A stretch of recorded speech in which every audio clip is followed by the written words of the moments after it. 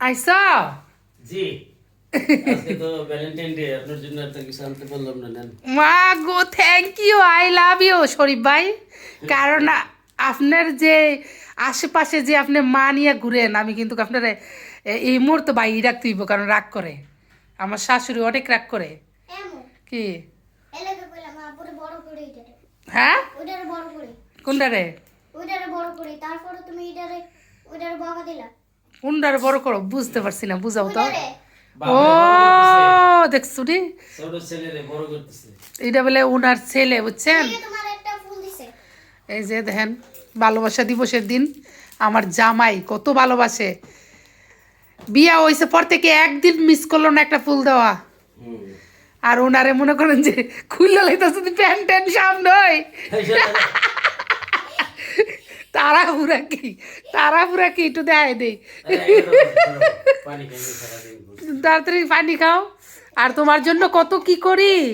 আমার শরীরটা আসলে আজকে একটু অসুস্থর মতো হয়ে রয়েছে একবারে এখন মনে করো যে তুমি আইসো ভালোই লাগতেছে আর এই সবসময় এই ফুলটার কথা কি তুমি ভুলো না আগে না দিতে গোলাপ আজকে কি দিছো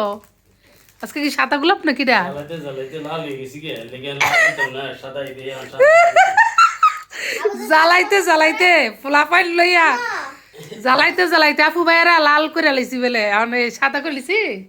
আমি সাদা দিছি ও শান্তির প্রদীপ দিছে আমার এই যে দেখেন আমা আমা হ্যাঁ বলেন কে কে দিছেন কমেন্ট করে জানাইবেন ভাইয়ারা আপুরা কমেন্ট করে জানাইবেন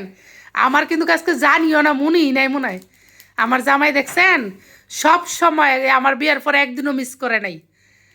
এ ফুল দিত আগে দিত গুলশান ডিসিসির নিচতলা থেকে আনতা না আগে ফুল দি